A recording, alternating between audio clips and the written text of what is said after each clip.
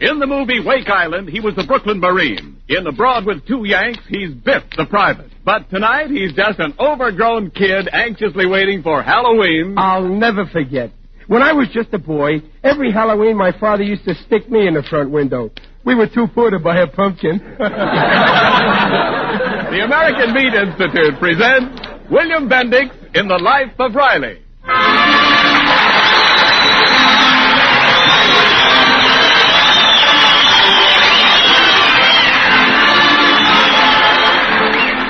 The meat people of America, providing a great food for a great nation. If you put all of America's meat retailers together in one city, it would make another city as big as Indianapolis. There are more than 400,000 meat retailers in this country. Another important link in the chain that gives you good, fresh meat every day, America.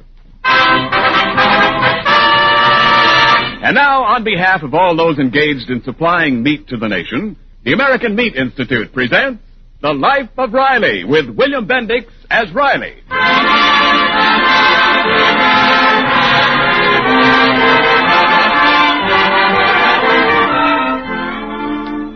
By day, Riley is engaged in the serious business of war production as a riveter in a California aircraft plant. But tonight we see his less serious side. It's 2 nights before Halloween, and Riley is full of the spirit of the thing. It's quite dark out, and Riley's son, Junior, is just returning from a meeting of the Young Wildcats, his club, in a very thoughtful mood. Is that you, Pop? Shh. Yeah, Junior. What are you doing hiding on the back porch? Listen, peek in the kitchen window and see what your mother's doing. She's washing the supper dishes. Say, Pop, what are you doing with that false face on? You're Mickey Mouse, huh? No, I'm not Mickey Mouse. I'm the Rat Man of Blood Bucket Castle. Oh, at the dime store they sell those false faces for Mickey Mouse. Never mind. I bet your mother will think I'm the Rat Man. Oh, you gonna play a trick on Mom? Yeah. You see, last night we saw a horror picture about a nice gruesome character, the Rat Man. He was a vampire. Has lunch on people's necks. Oh, he ain't a rat. He's a bat. Oh, well, he's very depressing. Anyway, afterwards, your mom was so scared something would pop out of a doorway at her, she walked all the way home in the middle of the street. Mom said you made her walk out there. No, I just invited her out in the street because it ain't polite to leave a lady walking on the sidewalk all alone. You watch now when I scratch at the door and she opens it up and sees me in this thing. Okay, Pop, go ahead. Okay, well, I hope she don't faint. Watch now. Pop, what? Bats don't growl, they squeak. Oh, yeah, that's right. Who's there? We got her guessing.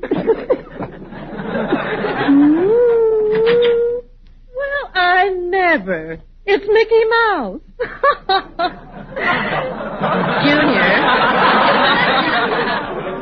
Junior, go get your father some cheese. Ha ha! You sure fooled her, Pop. Yeah. Well, they don't make these masks as good as they used to. Or else maybe I got a very strong personality and it leaks through, probably. Well, isn't it a little early for Halloween tricks, Riley? Well, it don't hurt to get a head start. Halloween's my favorite holiday. Look, Junior, there's something else I bought at the 5 and Dime. You see this book? Ghost Stories. Well, thanks, Pop, but I don't want to read any ghost stories tonight. What's the matter? You don't believe in ghosts, do you? No, I don't believe in ghosts, but I don't want to read anything that might change my mind. Too many people think there's ghosts now. Say, Dumpling, what's the matter with him? Well, I don't know. Ever since he came home from school today, he's been asking me if I believe in haunted houses. What a question. With the housing shortage, as sure as it is, who's going to leave a house empty for spooks? Well, there's one empty house up on Chestnut Hill, Riley. You know, the old Sherwin place. Oh. Some people say that's haunted. Yeah? Mrs. Cornwell claims she saw a pale, white face at the window, too. Yeah? Mm-hmm. Oh, but Mrs. Cornwell's a great one for ghosts. She's always holding seances and things like that. Yeah, that Cornwell kid's in Junior's club, too. I bet he's got our boy believing in ghosts. Well, I'm going to have a head-to-head talk with Junior.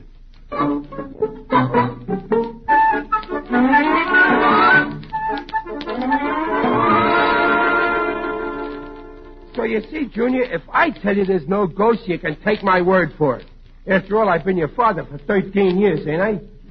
Oh, sure, Pop. But if there aren't any ghosts, what haunts haunted houses? Listen, Junior, nothing haunts haunted houses. Oh, yes, they do, Pop. Johnny Cornwell's mother proved the house was haunted. How did she? She said she saw a ghost face in the window at the old Sherwin house. It was a horrible face, too. Doggone, Mrs. Cornwell must have seen her own reflection. There's a dame should walk into a room backwards and break her face to you slowly. Oh, then she came home and held a seance. She asked if what she saw was the ghost of Alice Sherwin, and she got 3 raps on the table. Well, that means yes in ghost language. Fine language. All they can do is knock. They ought to be newspaper columnists. You better not make fun of ghosts, Pop. Look, Junior, would you sooner believe a ghost than your old man? No, Pop. But if the ghost said it was a ghost, it ought to know. Okay, I can see you're a septic. Now, we'll have a seance right here to prove what Mrs. Cornwell saw wasn't that Sherwin girl's ghost. Come on, put your hands up on this table. Come on. Gosh, Papa, are you going to ask a ghost to rap? I'll show you. I'll put my hands on there, too, see? Okay, now I'll ask something. Are there any ghosts? See? No answer. No ghosts. Nah, Pop. You have to ask for raps. 2 means no. 3 raps means yes. Oh, well, okay. 2 raps for no, 3 for yes. Now, I'll ask him again. Did Mrs. Cornwell see a ghost up at Sherwin's old haunted house? Gosh, Pop, it said no. You see, that proves it. Mrs. Cornwell's a phony.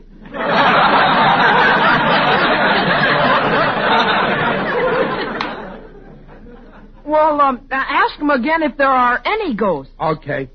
Are there any ghosts? Rap 2 for no. See that? The ghosts themselves say there aren't any ghosts. That proves it. Wait a minute, Pop. How could a ghost rap 2 for no if there aren't any ghosts? Well, that's very simple. I was just kidding, Sonny. I did that rapping myself. Honest. Well, your hands were on the table. Yeah, but my feet weren't. Look I just kicked up under that table with my foot like this.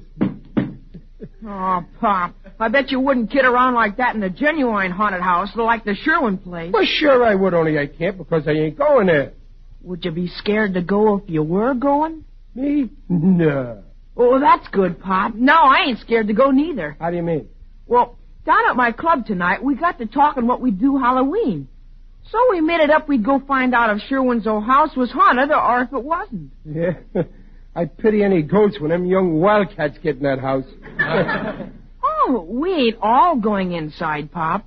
Just one of us got elected to go inside. The poor guy who got the short straw. Who got it? Well, I did. I see. Well, Junior, you show him you know there aren't any ghosts in there. I'm proud of you, Junior, walking in there all alone. I think that's I won't be all alone. I made up a rule the fellow who had to go in could take in another fella, his best friend. Well, that's okay, too. If the guy you picked is a real friend, he'll go like a shot. Who'd you pick? I picked you, Pop. Well, I bet that... me. Look, Junior, I'm probably going to be very busy and... Pop, besides, you ain't scared to go, are you? Well, no, but... And you're my best friend, aren't you? Huh? Well, yeah, I guess I am. Actually, the saying is that your mother is your best friend. Well, I couldn't ask Mom to go. I'm sure glad you're coming with me. Yeah, me too, Junior.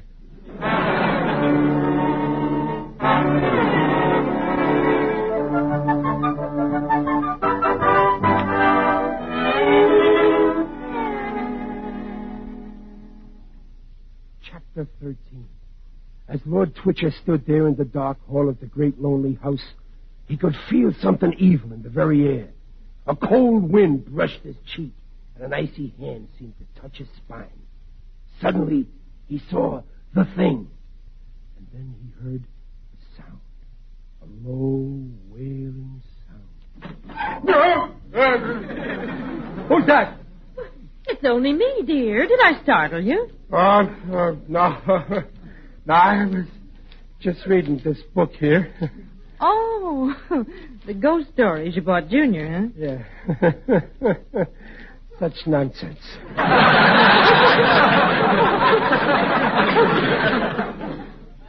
My, it's a quiet Halloween, isn't it? Yeah. Wonder what all those boys in Junior's club are doing tonight. I know what they're doing. They're all sitting over across from our house right now on the fence, like a row of buzzards, waiting for us to come out. Oh, are they going to the house with you? Oh, they're going as far as the gate of the place to make sure we go in.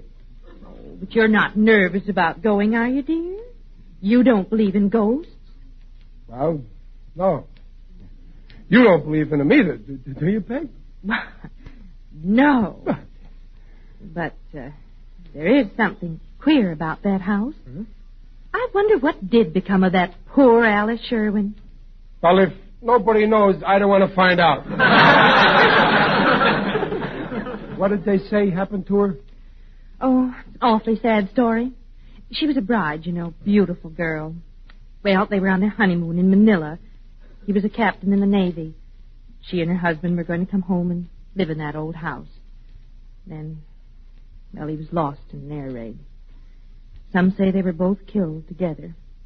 Others say that she followed him because she didn't want to live without him. Well, anyhow, the house stands there empty, waiting for the bride and bridegroom that never came to live in it. People ought to leave the place alone. And I'm one of the people. Well, after you go there tonight, maybe people will stop talking and gossiping about the house, because you'll prove there's nothing there. Yeah, maybe. Now, what was all that talk about seeing lights and faces around the place? Oh, just talk, I suppose. Yeah. But they do say that they saw a woman's figure at the window in the attic. Pop! No. Junior, what's the idea of sneaking in like that? It's time to go, Pop. Huh? Oh, well, yeah. Well, okay, Junior. Goodbye, Dumpling. Goodbye, boys. Sure dark out, isn't it, Pop? Yeah. Pop, that Sherwin house we're going to, it can't be really haunted, can it? No. But it's funny that people have seen a ghost in there. Yeah, well, look, Junior, when we get in that house, you do just like I do, and you won't see no ghosts. Oh. What are you going to do, Pop? I'm going to keep my eyes shut.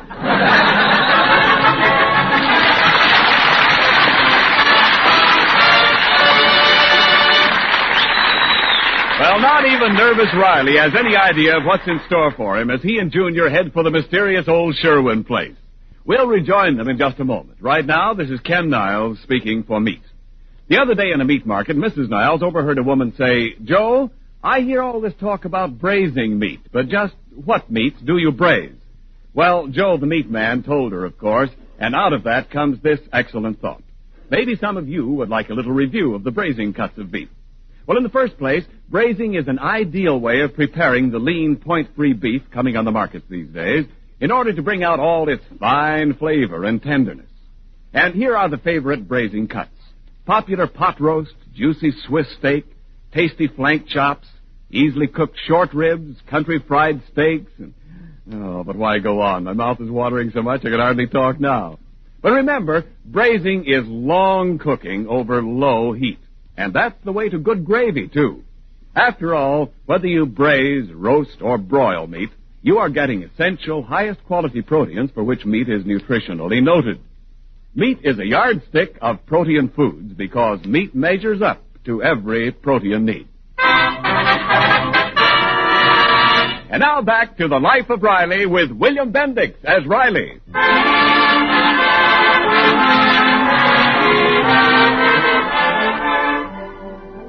It's just midnight, a very dark midnight. Even the moon is hiding on this Halloween. Riley and his son Junior are just approaching the rusty iron gate that guards the old Sherwin house, which is said to be haunted. Listen. Here's the gate, Pop. Let's go in. Maybe the gate's locked, so we can't get in. Gee, wouldn't that be too bad? We've got to get in, Pop. The gang's followed us all the way from town, and they're still watching. Yeah, they trail us like sharks after a sinking ship. Let's go in, Pop. Okay. What's that? The gate. The hinges are all rusty. Maybe we ought to go back to town and get some oil, huh? Come on in the garden, Pop. Gosh, it's dark. Yeah. Well, follow me, Junior. Where are you? Right behind you. Here. Give me your hand. I see the house, Pop. The moon's coming out of a cloud. Yeah. Junior. Huh? What's that over there? Huh? I think that's your shadow, Pop. If that's my shadow, why is it moving while I'm standing still? Pop, it's coming this way. And since when does a shadow make footsteps? Good evening, Riley. Oh, wait, Pop. It's your friend, Mr. Odell, the undertaker. I don't. Yeah. Oh, how are you, Digger? I never thought I'd be glad to see an undertaker. You're looking fine, Riley. Very natural. Tell me, what are you doing here around the old Sherwin house? Oh, nothing, Digger. We're just having some fun on Halloween. Ah, Halloween. I adore Halloween. It's so gay.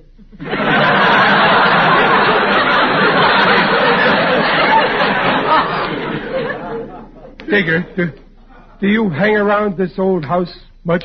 Oh, yes, indeed. It's one of my favorite haunts.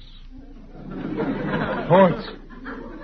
Listen, you don't think there's anything in there, do you? Who knows? Sometimes as I stroll through this old garden, I feel unseen eyes follow me. You do, huh? Riley, you're not going inside the house? Well, we thought we might drop in a minute. I could be talked out of it. Take my advice, Riley. Remain outside. Enjoy the beautiful flowers. They're my favorite flowers. Lilies. Digger, when you talk about lilies, please don't stare at my chest. Strange how some people have no interest in horticulture. In my profession, we have a saying, you may not like flowers at first, but eventually they grow on you.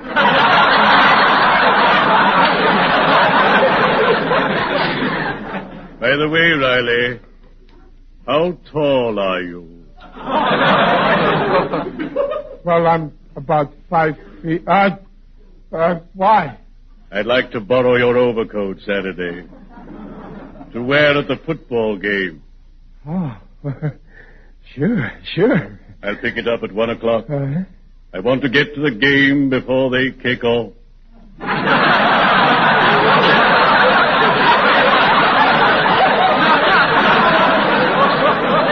Farewell, Riley. Oh, bury me not on the lombre.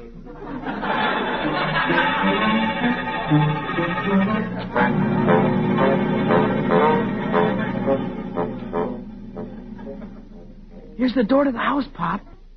It's open. Well, leave it open. Why? Well, one thing, Junior, nobody will never be able to say your old man was a coward. Let's go in.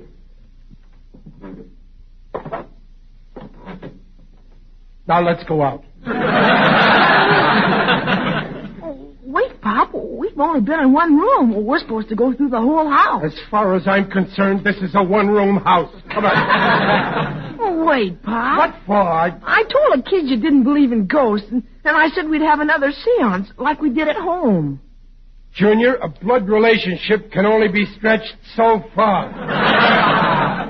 Oh, Pop, you said you'd do it in a haunted house, and if we didn't hear anything, it would prove there wasn't any around here. I already proved there wasn't any around here. Well, you didn't do it right. Well, I found out for a seance, the medium has to be tied in a chair so it can't pull no tricks. Well, okay, Junior. I'd be glad to let you tie me up. Only there ain't no rope. Too bad. Well, I brought some rope, Pop. That was swell of you, Junior. I'll remember this. Go ahead, tie me.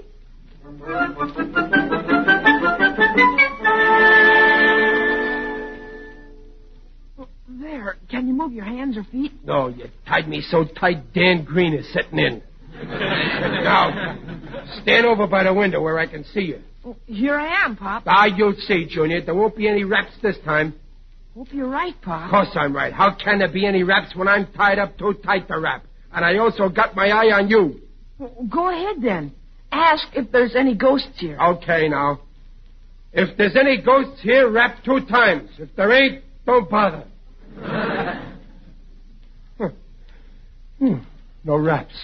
Oh, now say, if there are any ghosts, to rap 3 times. Well, okay, but there won't be any.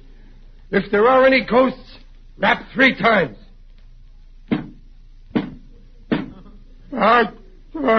Junior, did you do that? I didn't. Didn't you? Frankly, no. Junior, where you going? Out the window. Come on. Don't come back. Untie me, Junior. I can't get this chair through that window. Junior! Oh, Pop. Bob! Pop, I can't get the nuts loose. I better go get a knife. Why Junior, don't you don't forget to come back. I had to open my big mouth for raps, and I got raps. Fine thing, all alone in a house with a... what's that? Who's that? What are you doing in my house? I must be going crazy. Why did you come here? I wouldn't stay, lady, only I got tied up. I will loosen the knot. Yeah, but, well, thanks. Who are you? I am Alice Sherwin. Now I know I'm crazy. I'm talking to a ghost. Pop, I'm coming. Well, Judy... Please, don't tell anyone I'm here. I only want to be left alone here in my house. I got a knife and... Pop, you're untied. Yeah. And it was the ghost that done it. Wait a minute. Her hands. They weren't no ghost's hands. Junior, you go outside and wait for me. What are you going to do, Pop? I'm going to have another talk with that lady ghost.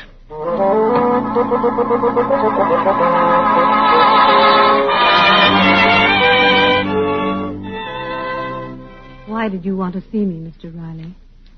Well, when I figured out you wasn't a ghost, I got to thinking how lonesome you must be in this house all alone. So I thought maybe you'd like to take a stroll over to my house and meet my family. Oh, thank you, but if you'd rather not talk, I'll go away. No, don't go yet. I mustn't be rude to my first guest in so long. Oh, thanks. Must be kind of a shock when the first man you see in so long looks like I do. Tell me about your family, Mr. Riley. Well, my family's named Riley after me. Very nice people, too. That was my son, Junior, that was with me tonight. It must be wonderful to have a son. Oh, it's great. I got a daughter, too. A girl.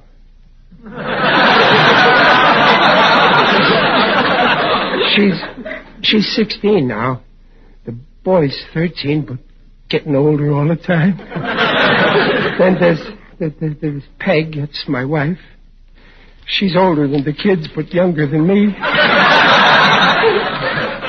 Say, in that picture of you over the fireplace, I guess that fellow with you, that's your husband, huh? Yes. That's Robert. He's a good-looking fella. Maybe you'd rather not talk about him, though. Silence won't bring him back. My wife told me about what happened. Of course, she didn't know the part about your being here. I don't want anyone to know. I want to stay here, alone, with his memory. It's the least I can do in loyalty to him. Oh. You mean you think that's what he'd want you to do? Of course. Does that surprise you? Well, yes, ma'am, it does. I didn't know him, but from his picture there, I know he was a swell guy. I wouldn't think he'd want you locked up here, throwing the rest of your life away. Do you think any man wants the wife he loved to forget him in a year or ever? Well, no, but there's different ways of remembering. I don't understand. You can make his dying count for something by helping to beat the people who started this war and teaching the world that it won't pay to ever start another. You think that I could help end this war? Sure. Everybody can do something. The only thing a person can't do is do nothing. Oh, I guess you think I've been very selfish, Mr. Riley. Oh, no. No, you've been shut up in this empty house. You just didn't know what was going on. The people I can't understand are the ones who do know and still don't care. Those people live in something worse than an empty house. They live in an empty brain. Well, I'm not one of them, Mr. Riley. You've given me something to think about. And I'm very grateful. Oh, well, gee, that's fine. Well, I guess I'll be going. I'm sure glad you ain't no ghost. Of course, I ain't actually scared of ghosts because I know there ain't no ghosts. Are there? Of course not. But, you know, Mrs. Sherwin, it is kind of dark out in that garden, isn't it? Would you mind walking me to the gate? The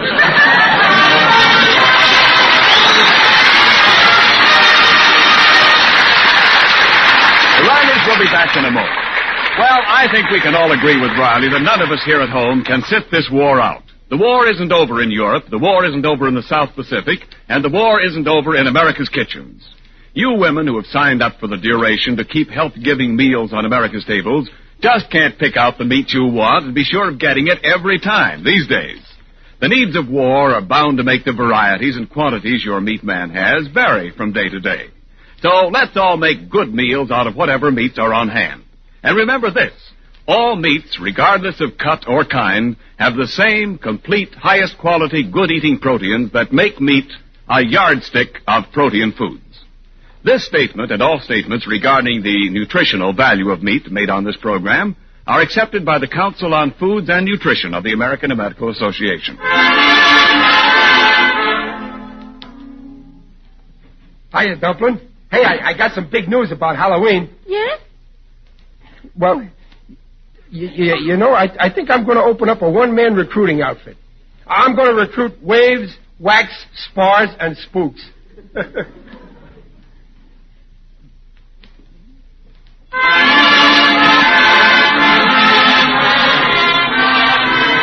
in The Life of Riley, starring William Bendix, next week at this time. This is Ken Niles saying, see you next week. This is the Blue Network.